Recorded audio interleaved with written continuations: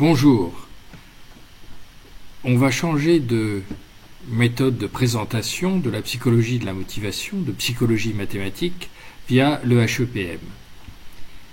Je voudrais illustrer l'application de cette science. Encore une fois, je répète que c'est une science, parce qu'elle est définie au sens de Popper, Karl Popper, qui a permis de définir ce qu'était une science au même titre que la physique. Donc, cette science, il faut l'appliquer pour voir si c'est utilisable.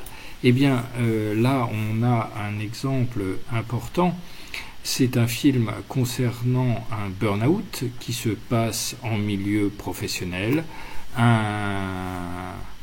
Didier Bourdon qui qui joue le rôle principal, et je vais prendre certains flashs durant ce film pour vous expliquer ma vision très personnelle, très personnelle, celle que la psychologie mathématique peut appliquer pour bien comprendre ce qui se passe. Et comme c'est un film que vous pouvez trouver sur YouTube, c'est accessible à tout le monde.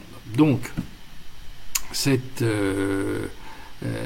ça s'appelle 15 jours ailleurs, c'est-à-dire 15 jours où il est déconnecté de sa vie de tous les jours parce que interné de force en maison psychiatrique suite à un burn-out qui se passe. Alors, la première chose, c'est je voudrais vous montrer Didier Bourdon, et le film commence par cette image. Didier Bourdon qui est avec une cravate, une chemise blanche, un costume, qui est l'homme de tout le monde, c'est l'homme qui est le commercial normal, c'est quelqu'un qui a une vie tout à fait réglée, normale, qui va au travail tous les jours. Et je vais vous montrer à quel point on peut tout d'un coup avoir des difficultés psychiques et la souffrance que ça peut inclure. Alors, 15 jours ailleurs, c'est 15 jours en dehors de ces très beaux titres, si vous voulez, pendant lequel il va essayer de reprendre pied dans sa vie. Ce film est plutôt, non pas un drame, mais plutôt positif, puisqu'il y arrive. Malheureusement, c'est pas toujours le cas. Et donc, il est très optimiste, et j'aimerais que ça soit toujours le cas. Je le souhaite à tous ceux qui vivent cette expérience, et je me rends compte de la difficulté que ça doit être. La première chose, c'est quand on lui il pète les plombs, comme on peut dire, il n'a plus le contrôle de lui-même, il est au bureau, il n'a plus le contrôle de lui-même, et il interprète. Il interprète qu'on lui en veut, il interprète qu'on veut sa place. Et en fait, oui, on veut sa place, mais c'est pas la bonne personne. Il croit que c'est une personne, alors que c'est pas cette personne-là qui voulait sa place. Et ça, on le sait tout à la fin. Et là, vous le voyez en face d'un médecin qui doit répondre à l'urgence de protéger et la personne elle-même et protéger la société d'une personne qui peut perdre le contrôle d'elle-même. Alors, cette protection sous le qualificatif de protéger, c'est prendre une décision à la place d'un autre être humain. Et ça, on l'a vu dans la peine de mort. On s'est rendu compte quand même, avec Badinter en France et dans d'autres pays, que la peine de mort, c'était un jugement que d'autres faisaient sur une personne. Même si cette personne, par tous les faits extérieurs, etc., a été très violente, a commis un crime, etc., on ne peut pas savoir ce qui se passe dans sa tête. Et le condamné à mort, c'est s'opposer à la vie. Et s'opposer à la vie, c'est quelque chose que la nature ne pourra pas nous laisser faire. Parce que, au plus profond de nous-mêmes, aucun être humain ne peut s'opposer à la vie. Là, il est donc en discussion avec ce médecin et il essaye, mais il n'a pas les mots, il ne sait pas s'exprimer. Il essaye de dire c'est injuste. Et la justice sociale n'existe pas. La justice sociale est extérieure à nous. Or, tout le but de la psychologie mathématique, c'est vous de montrer qu'il y a un monde intérieur et un monde extérieur. Et dans le monde intérieur, ce n'est pas la justice extérieure, donc la justice sociale qui s'applique, c'est la justice intérieure. Ce n'est pas la justice devant Dieu, un peu, si vous voulez, dans le sens que c'est face à nous-mêmes, mais ce n'est pas Dieu, c'est face à nous-mêmes. Si vous mettez Dieu, vous mettez une connotation religieuse. Si vous mettez une connotation religieuse, vous mettez en général, disons, un autre système que celui qui est partagé par les gens, et c'est surtout un système extérieur à vous-même. Donc vous ne pouvez pas vous appuyer sur cette justice sociale. Et le sentiment qu'il a est un sentiment d'injustice sociale. Alors, bien sûr, il est impliqué, mais sa femme est immédiatement impliquée. Il vient à l'hôpital et on demande à sa femme, et c'est bien, la photo est de dos, donc c'est le médecin au sens générique du terme, le médecin, le psychiatre, entre guillemets, qui va prendre une décision et qui est représenté de façon anonyme. Et j'aime beaucoup cette vision-là, parce que c'est cette vision vis-à-vis de laquelle on ne peut plus raisonner, on n'a plus accès. Et cette femme, sa femme, va être mise devant un dilemme, celui de le déclarer inapte et donc devant être enfermé. Et regardez le visage merveilleusement bien joué par cet acteur, qui est cette rage d'impuissance. Comment puis-je expliquer ce qui m'arrive ? Ce qui lui arrive, c'est ce sentiment d'injustice. Il a été éconduit dans ses fonctions, voilà, mais beaucoup plus profondément, ça s'est passé en amont de tout ça. Hein. Et c'est ça qui est intéressant, on va le voir juste après. Là, il est déjà en situation, si vous voulez, il est un peu shooté par des médicaments, et c'est pas les médicaments qui vont lui permettre de rectifier son erreur. Notre erreur, elle est quand on l'accepte et quand on la voit. Là, il est endormi, si vous voulez. Alors, ça aide, extérieurement, ça aide, au comportement, ça aide, mais ça ne l'aide pas intérieurement. Et on voit toute sa réflexion intérieure, même s'il ne parle pas, et c'est ça que le film montre admirablement, c'est qu'il ne s'agit pas les mots, ce ne sont pas que les mots, c'est ce que l'on ressent. Et vous voyez cette femme à côté qui, elle, est aussi internée, et c'est le contraste, on aura le contraste durant tout le film, entre quelqu'un qui est psychiquement qui a des troubles psychiques extrêmement graves, bien qu'elle soit tout à fait raisonnable par certains côtés, et lui qui est nouveau, si je puis dire, dans cette situation. Donc, qui va peut-être s'en sortir, qui va s'en sortir, mais par chance, parce qu'il n'est pas resté trop longtemps dans ses imaginations exaltées. Alors que cette femme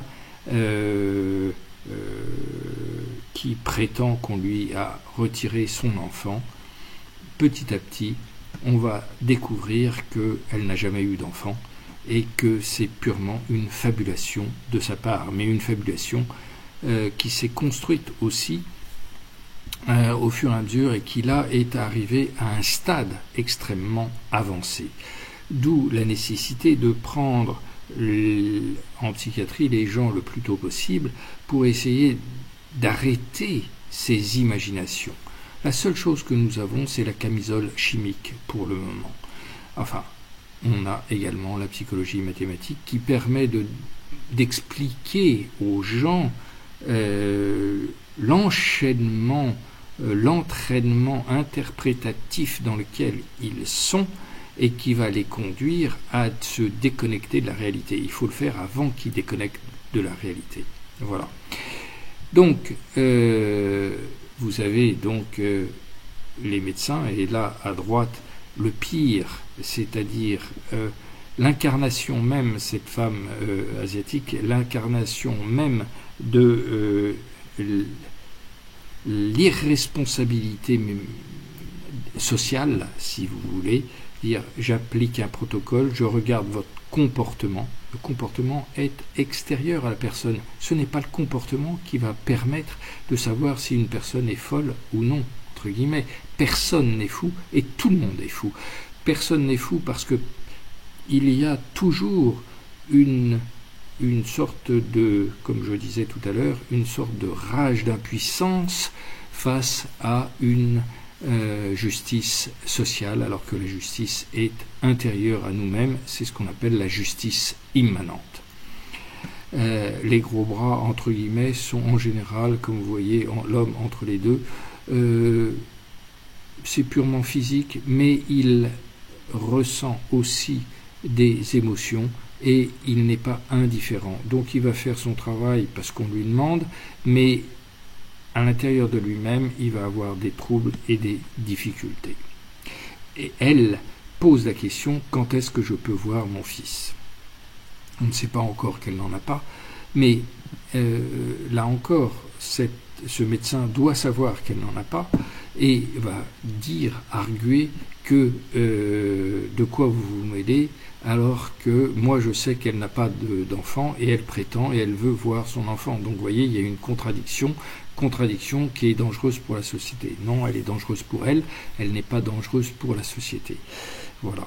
Donc, mais ça, il va falloir lui expliquer, et il faudrait l'expliquer aussi bien côté médical que côté social, que côté patient qui souffre de cette imagination hallucinatoire répétée. En fait, c'est simplement la compétitivité avec sa sœur qui, elle, a un enfant et elle qui n'en a pas, et elle s'imagine être sa sœur et elle croit que cet enfant est le sien, alors que c'est purement celui de sa sœur, et le reste n'est que interprétation imaginative. Mais quand on ne le sait pas, on ne peut pas le lui expliquer. Et si on ne le lui explique pas, elle ne peut pas sortir de là. Les médicaments permettent de baisser cette rage d'impuissance qui nous fait perdre le contrôle. Mais quand cette rage d'impuissance est baissée, on devrait pouvoir, avec une thérapie, lui expliquer ce qui se passe en elle. Et là, petit à petit, la rattraper, entre guillemets, c'est-à-dire déconstruire les automatismes négatifs qu'elle s'est créés elle-même. On revient sur la femme de Didier Bourdon, entre guillemets, de celui qui a fait son burn-out, et qui est face à elle-même, de nouveau, justice immanente. Je viens de signer son arrêt et son internement en maison psychiatrique. Qu'est-ce que j'ai fait ? Mon Dieu, qu'est-ce que j'ai fait ? Je voudrais m'adresser aux gens qui doivent prendre une telle décision. C'est un dilemme absolument incroyable. D'une part, les gens ne sont pas formés, donc ils ne savent pas ce qui arrive. D'autre part, ils sont influencés par cette justice sociale. Attention, il est dangereux pour lui et pour l'extérieur. Il peut se suicider. Bon, ça n'a rien le suicide n'est qu'une ultime solution à une injustice extérieure. Donc si on récupère, si on transforme cette injustice extérieure, on explique et ce qui s'est passé, etc., on peut déconstruire cette agressivité et on peut la déconstruire vis-à-vis de la personne elle-même et vis-à-vis de la société. Bien sûr, injustice sociale, ça veut dire j'en veux à la société, Et ne pouvant pas agir contre la société parce que je suis enfermé, alors se retourner contre soi-même, d'où l'envie de se suicider, puisqu'il n'y a plus d'autre solution. Donc c'est un retournement d'accusation contre la vie, contre la société dans un premier temps, et contre la vie dans un deuxième temps, c'est-à-dire contre soi. Donc on essaye, alors ce n'est pas avec des petits conseils de dire vous avez fait ce qu'il fallait, etc., que on peut diminuer la culpabilité essentielle de cette femme qui se rend compte qu'elle a fait un acte particulièrement néfaste à son mari, parce qu'elle a signé son internement, et c'est pas l'internement ou les médicaments qui vont la soigner. Le médecin qui a beaucoup d'âge et qui est proche de la retraite comprend tout ça. Il a compris. Donc, vous voyez, je défends le corps médical quand, par moments, je l'attaque. Mais c'est pas le corps médical. À chaque fois, le corps médical n'existe pas. À chaque fois, ce sont des cas particuliers. À chaque fois, ce sont des médecins. Et chacun agit en son fort intérieur et vis-à-vis de ses propres expériences. Et ce médecin le comprend. Et quand le patient qui est ici, donc Bourdon, s'adresse à lui, il dit: comment pouvez-vous me juger de l'extérieur en 10 minutes? Vous n'avez passé que 10 minutes avec moi.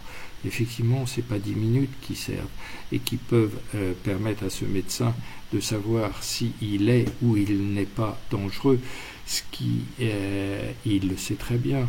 Et dans ce sens, il dit: mais 10 minutes me suffisent. Compte tenu de son expérience, il sait très bien que ce burn-out est temporaire, que c'est dû à une injustice sociale, mais il n'a pas les mots pour le formuler, malheureusement. Donc il ne peut pas lui expliquer. Et il dit: je pense que dans une semaine vous pourrez sortir. Et à ce moment-là, le patient Bourdon dit: non, je me sens pas à même de sortir, parce qu'il n'a pas fait ce travail sur lui-même qu'on pourrait aider avec une thérapie, et que là il doit découvrir à partir de zéro. Mais rendez-vous compte la difficulté d'un patient face à rien. Personne ne lui explique, même les médecins ne peuvent pas lui expliquer, parce que ces médecins-là appliquent des règles extérieures de comportement, etc. Même s'ils disent quelques mots, ça ne suffira pas à faire une thérapie. Ils le savent eux-mêmes, ils le savent très bien. Du reste, ils le conseillent d'aller faire une thérapie.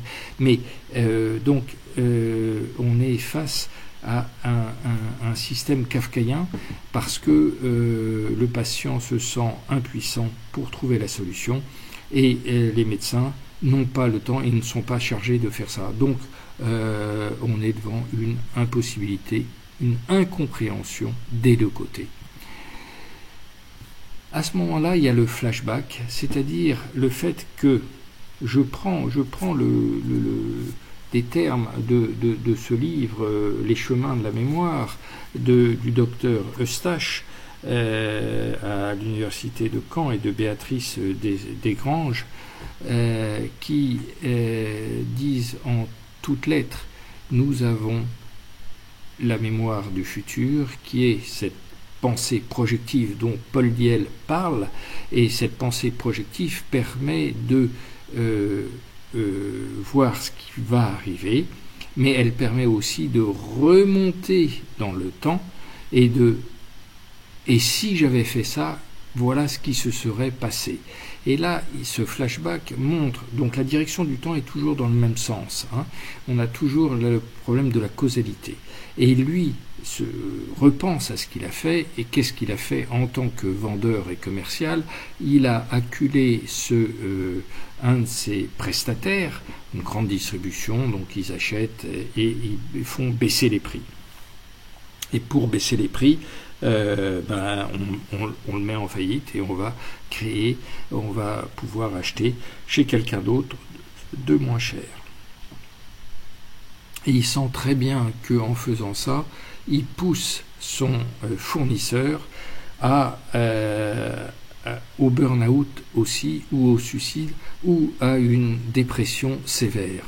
Et vous voyez comme quoi cette dépression sévère, qui l'implique à son fournisseur, va finalement retomber sur lui, parce que la justice est immanente. Si vous faites quelque chose contraire à votre sens éthique, eh bien, tôt ou tard, vous le payez, et vous le payez très très cher. Finalement, c'est lui qui va aller en dépression beaucoup plus rapidement que son fournisseur. Ça n'empêche que lui sera changé par quelqu'un d'autre et qu'on lui, vis-à-vis de ce fournisseur, qu'on lui remettra la pression de la même façon, qui va craquer de la même façon que ça. C'est ce qu'on assiste à l'heure actuelle, dépression sur dépression, burn-out sur burn-out.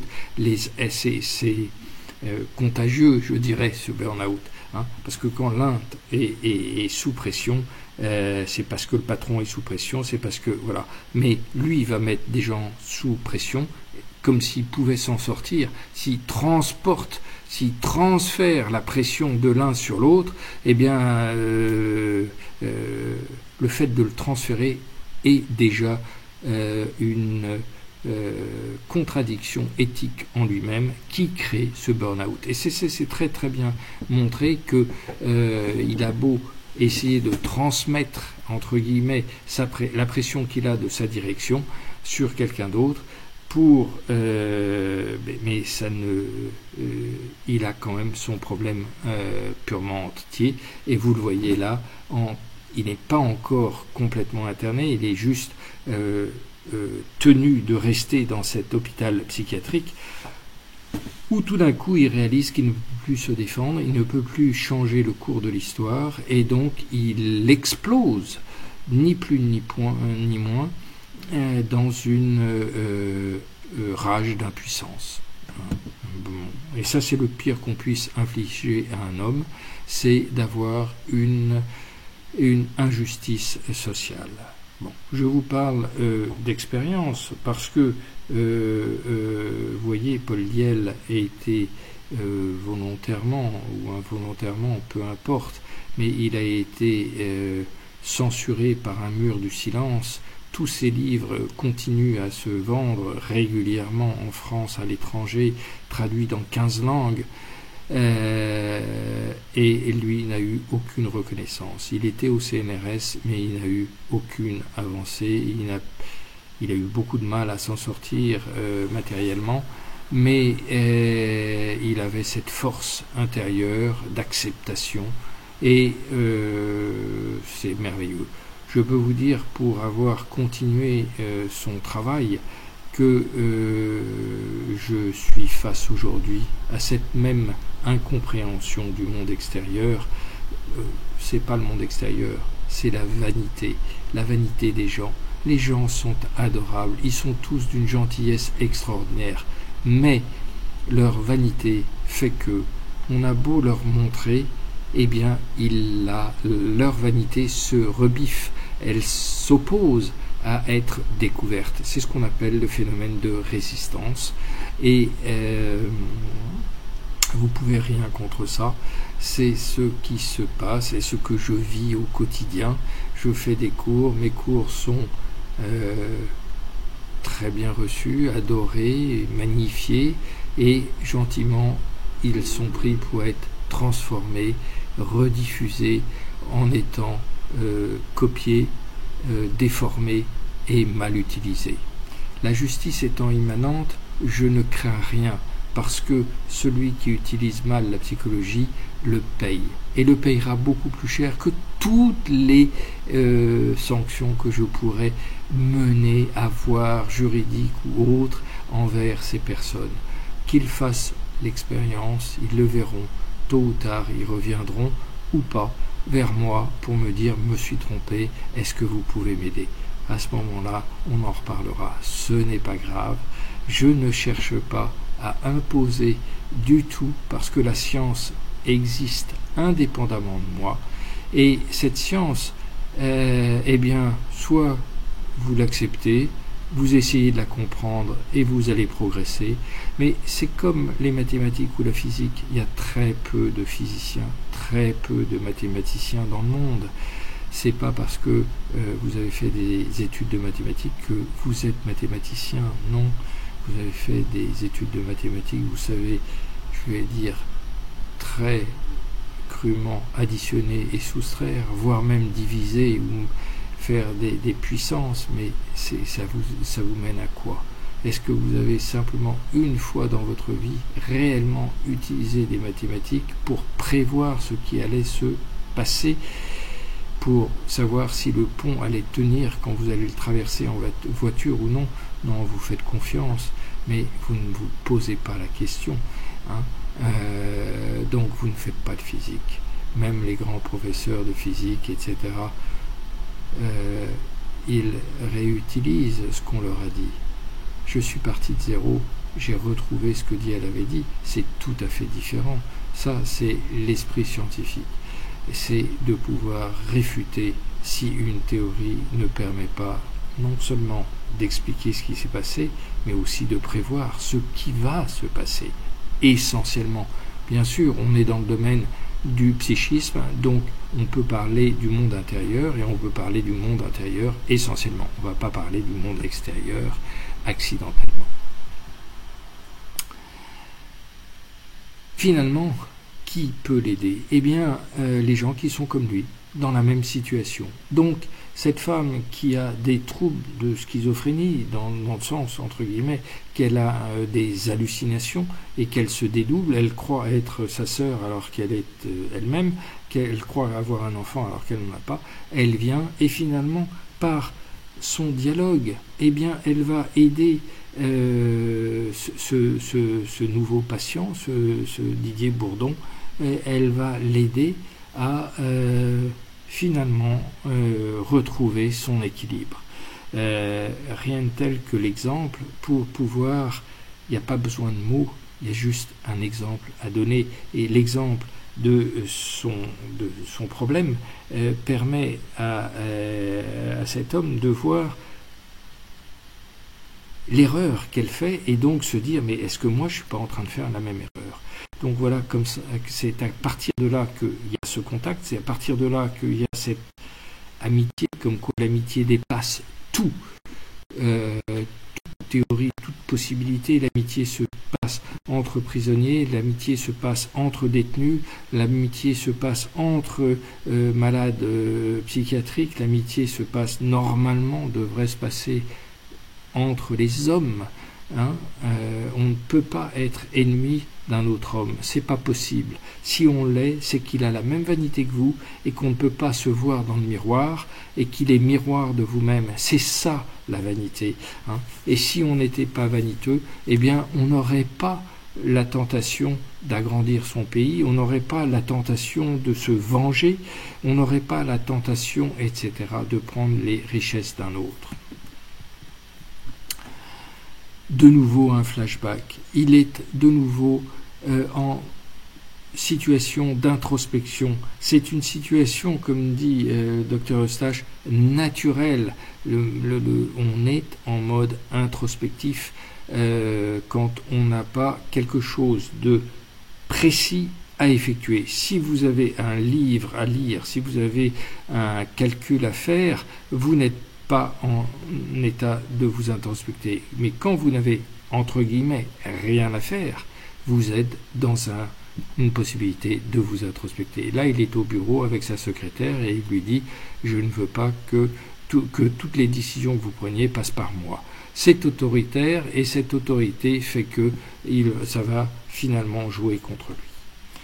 Qui plus est, comme on est tous, on a des parents, et nos parents vieillissent, et son père, et là il est avec son père, et son père se laisse un peu aller à la fin de sa vie, et il vient le voir, et il n'arrive pas à trouver le contact. Et il le retrouvera quand il sortira de cet état de burn-out dans lequel il retrouvera le contact avec les gens qu'il a laissés dans la vie normale, si je puis dire, en dehors de cet asile psychiatrique. Il se rappelle aussi que dans sa boîte, eh bien, on organisait des soirées et que dans ces soirées, c'était une banalisation pour oublier, entre guillemets, les contraintes et les difficulté d'imposer aux fournisseurs justement une sorte, bien pour oublier la culpabilité essentielle, on essaye de s'étourdir avec les femmes, avec l'alcool, bon, des drogues entre guillemets, dans les deux sens, je dis femme mais c'est homme aussi, ça revient au même, la sexualité et la matérialité, pour oublier l'essentiel. Et c'est pas des soirées comme ça qui vous font oublier ce qui se passe dans la vie d'un commercial qui est là pour vendre à tout prix, qui est là pour écraser la culpabilité et l'éthique des gens et de lui-même. Ça, on le paye tôt ou tard.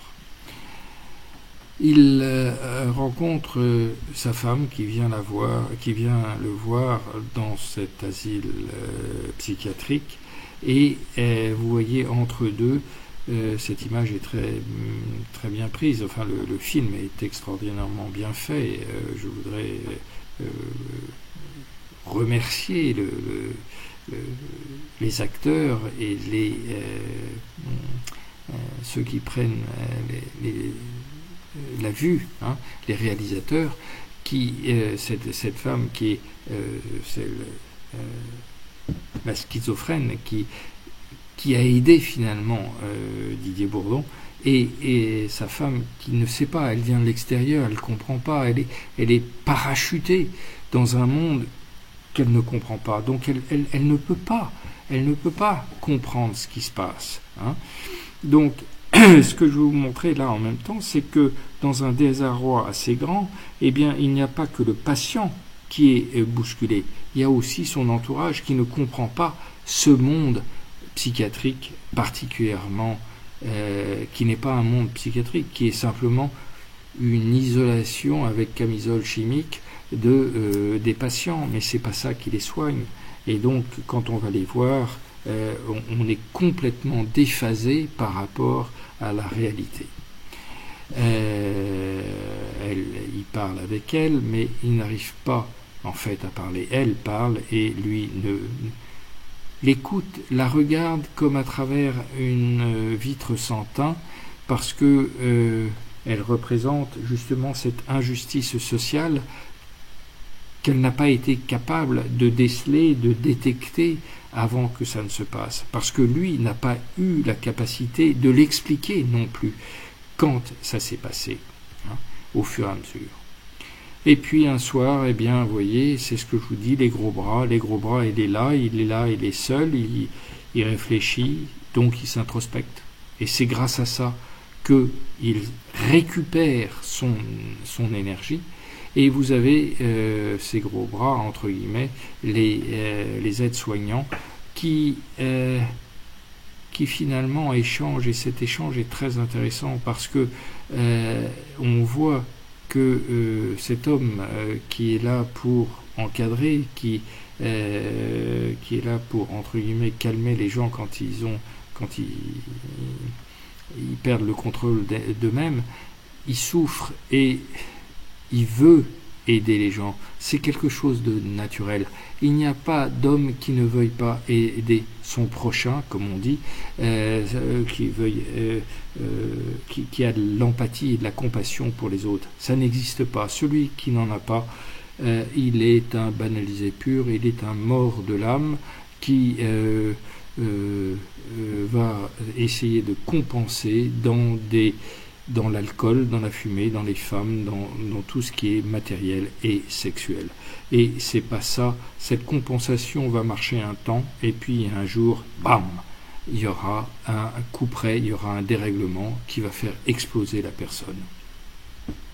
Si elle n'explose pas, elle sera avec une angoisse de la mort dont vous n'avez pas idée.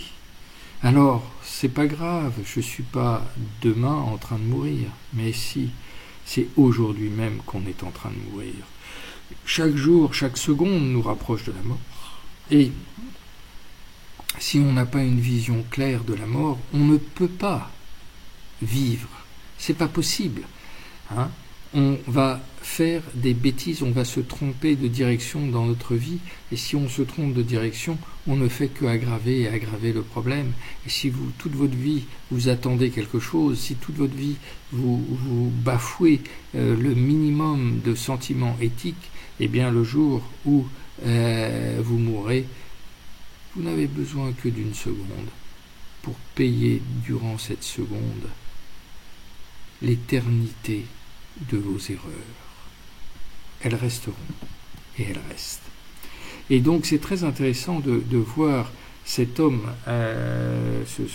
cet infirmier, se confier finalement à un patient, alors que ça devrait être le contraire. Mais finalement, c'est comme ça que ça se passe, parce que la vraie justice, c'est celle-là, c'est pas celle des hommes. Voilà.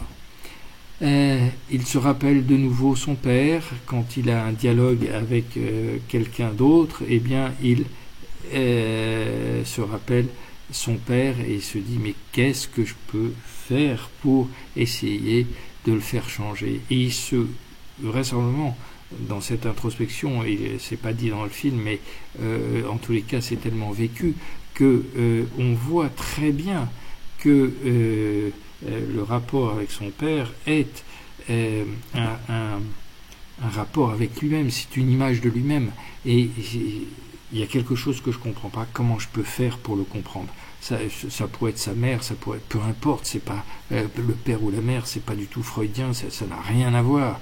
C'est les parents, quels qu'ils soient, ils représentent la même chose, hein, et ils représentent nous-mêmes, ils représentent la sagesse qu'on devrait avoir obtenue. Et puis là, vous le voyez, le moment où on donne, l'infirmière donne à chacun ses pilules. Alors il y en a qui les prennent, il y en a qui les prennent pas, qui font semblant de les prendre et puis qui les recrachent après. Lui les prend docilement, mais en faisant quand même un travail intérieur introspectif. Et c'est grâce à ce travail introspectif qu'il peut s'en sortir. Si il n'était pas, donc ça doit être un cas relativement concret qui a été pris, parce que si il n'avait pas fait cet effort de flashback et de rétrospection, donc d'introspection réelle, finalement c'est moi qui ai déconné, eh bien il ne pourrait pas s'en sortir. Là on voit, à l'opposé de ce qu'on voit là, on voit celle qui est la jeune femme qui est schizophrène, qui ne maîtrise plus ses émotions, etc., et à qui on doit mettre une camisole de force. C'est la chose la plus sordide et la plus terrible qu'on puisse faire, et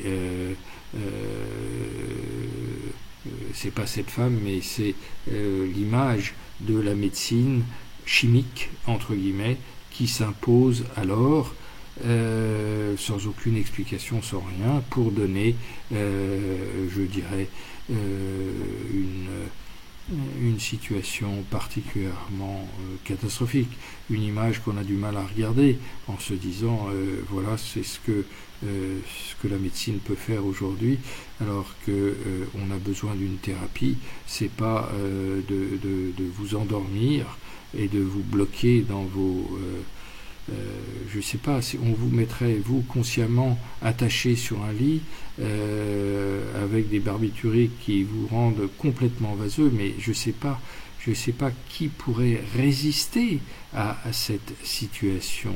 Si c'est pas une rage d'impuissance qui va se construire à ce moment-là, et une fois que ça se construit, ça reste, c'est des automatismes, et ces automatismes vont déformer encore plus et plus la personne au lieu de l'aider à se guérir. Bon. Et les infirmières se rebiffent un petit peu, essayent d'en parler aux responsables, mais c'est une infirmière, c'est pas un médecin, donc elle n'a pas voix au chapitre. On l'écoute pas, on va pas l'écouter. Hein. Les diplômes. En France et dans le monde, c'est ça qui compte. Le bon sens, on ne l'a plus. Hein. Et c'est catastrophique. Hein. C'est ce qui fait que la société n'a plus de lien, parce qu'elle n'a plus le lien du bon sens qui pourrait relier les uns aux autres, le lien de l'empathie, le lien de l'aide, le lien de la chercher à comprendre. C'est pas compliqué, c'est pas le nombre de personnes, c'est pas le nombre d'infirmières. Alors on réduit le nombre d'infirmiers, on met camisole chimique parce que ça coûte moins cher et ça évite d'avoir des infirmiers de plus et ça. Mais c'est pas ça finalement. Le problème n'est pas donnez-nous plus de moyens, etc. C'est prenons 5 minutes pour en parler. Et si vous prenez 5 minutes pour en parler, eh bien vous faites votre travail et vous trouverez la solution. La psychologie mathématique, le HEPM, l'école des hautes études en psychologie mathématique, est là pour vous donner les livres. Il y en a 37 aujourd'hui disponibles. Eh bien, vous avez cette science à disposition. Les livres sont écrits en français, ils commencent à être traduits dans différentes langues, en russe, en arabe, en portugais, en anglais. Donc, c'est simple. Hein. Ils sont disponibles. Hein. Donc, cherchez ehepm.com, vous trouverez les livres, vous trouverez les psychothérapeutes, vous trouverez des gens qui peuvent vous aider à vous reconstruire et à éliminer les automatismes négatifs pour les transformer en automatismes positifs. Alors bien sûr, dans le système médical, on va aller de comportement en erreur, d'erreur en comportement et ainsi de suite. Et là, ils introduisent une diététicienne, parce que si vous prenez des médicaments, eh bien votre alimentation va être affectée, et dans ce cas-là, on vous dit, non seulement ça va plus moralement, donc vous êtes obligé de prendre des médicaments, deuxièmement, vous allez suivre tel régime, tel ceci, tel machin, donc on pense à votre place. Moi, je crois que c'est la pire des choses qu'on puisse faire, c'est de penser à la place de quelqu'un, parce que on ne sait pas ce qu'il a dans sa tête et on ne peut pas penser à sa place. À ce moment-là, eh bien, essentiellement, certains, comme cette femme en rose, se lèvent et réagissent en disant « vous n'avez pas le droit, vous vous rendez pas compte de ce qu'on vit, qu'est-ce qui se passe, etc., etc. » Et à ce moment-là, sonnette d'alarme, et on va redonner à chacun une dose supplémentaire de somnifère. C'est pas comme ça qu'on peut résoudre un problème, et c'est pas ça le dialogue. Le dialogue, c'est l'écoute et l'essai de compréhension. C'est pas que l'écoute, parce que l'écoute, autant mettre un microphone et enregistrer. Un magnétophone ne sert pas d'écoute. L'écoute, c'est une écoute pour pouvoir comprendre et pouvoir discuter d'un problème. Hein.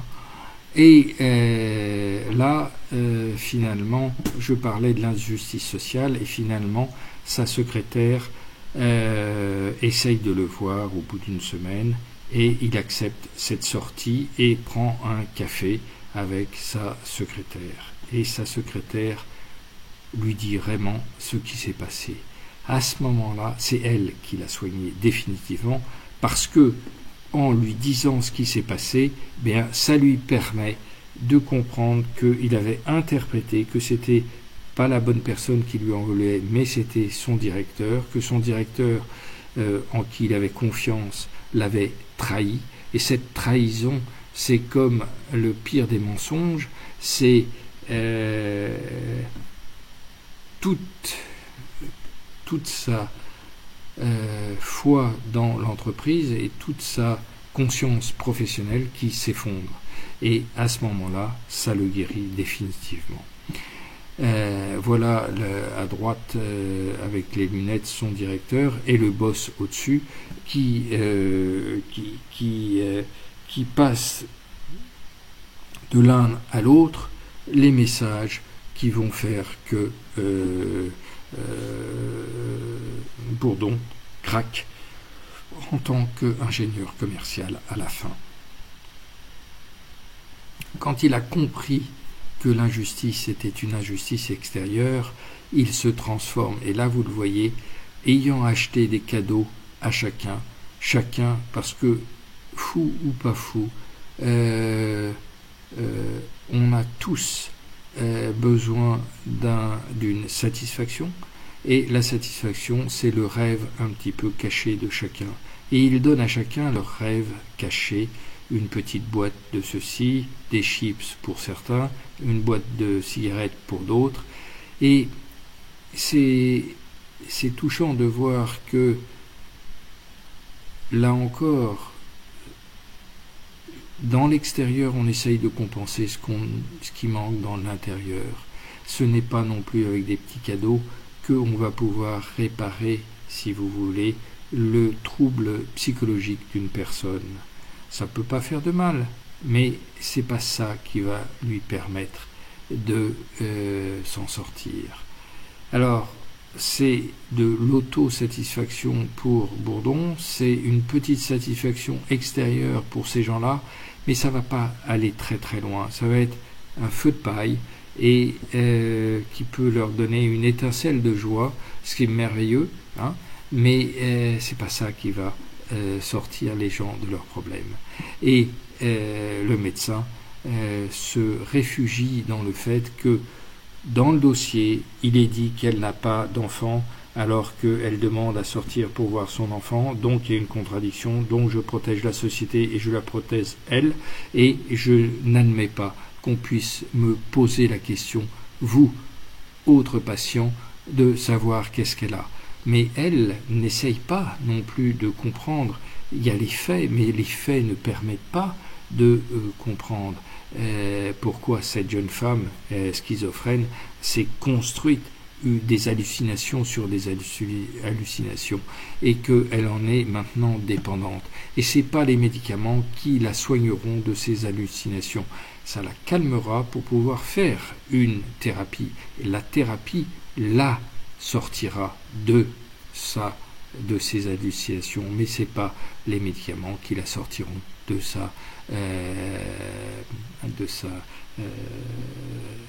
ces hallucinations.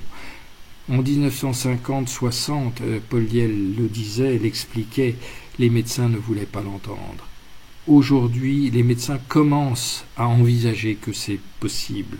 C'est une évolution extraordinaire et je voudrais rendre hommage à Paul Diel qui a brisé ce silence, beaucoup plus que le tabou de la sexualité que Freud a pu défaire.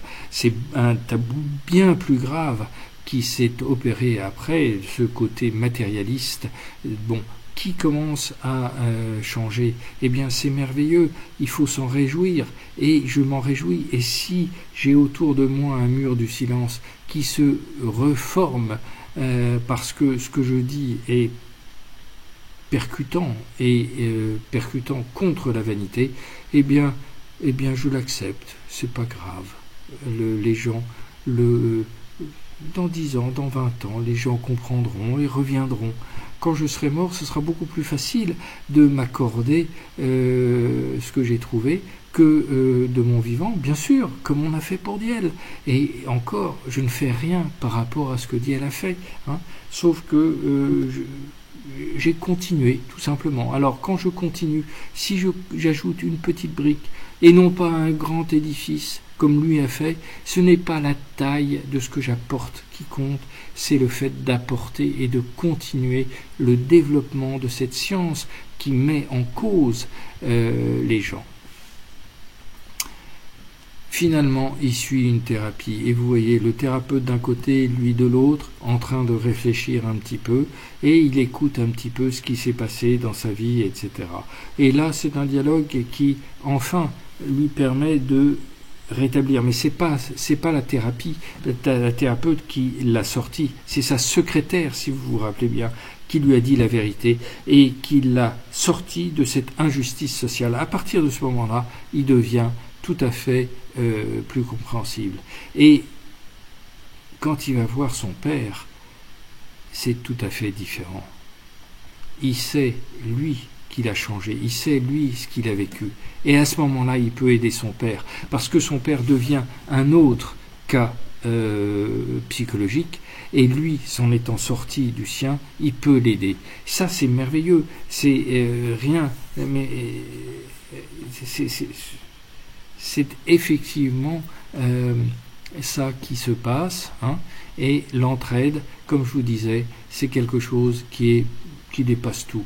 Il n'y a pas de question de diplôme, il n'y a pas de question de concours, et on est de moins en moins universitaire, c'est-à-dire que on donne de moins en moins place à ce qui n'est pas forcément ce qui est enseigné à l'université. Alors il faut pas donner de la place à ce qui est ésotérique, ce qui est matérialiste, je suis d'accord, mais il faudrait respecter un peu le côté scientifique quand certains ont un côté scientifique à apporter. Voilà. Donc là, c'est sur une autre chose, c'est les boucles de rétroaction, au point de vue psychologique sur ce qui se passe. Je reste sur cette dernière image. Il y en a eu d'autres. Le film n'est pas terminé, vous pourrez le voir, il se termine, et vous verrez que Bourdon tend la main à son ami qui est schizophrène, qui va retourner en asile, mais c'est pas grave, il y aura eu un moment de bien-être entre les deux, et pour chacun des deux, et quand on est en accord avec soi-même, on est guéri. C'est ça la véritable guérison. C'est pas la justice extérieure, c'est pas la justice sociale. Voilà. Eh bien écoutez, je vous souhaite un bon film. C'est un film difficile, mais c'est un film intéressant, et que pour mes étudiants, ils comprennent ce qu'est la souffrance psychologique. C'est quelque chose de terrible. Et la souffrance psychologique, c'est pas du paracétamol qui vous permet de la diminuer. C'est bien plus. Et ce n'est pas non plus les anxiolytiques ou les antidépresseurs qui vont vous permettre d'aller mieux. Non, c'est une thérapie. Il n'y a que ça, que l'explication de ce qui se passe en vous et de votre tâche exaltée de vouloir être parfait.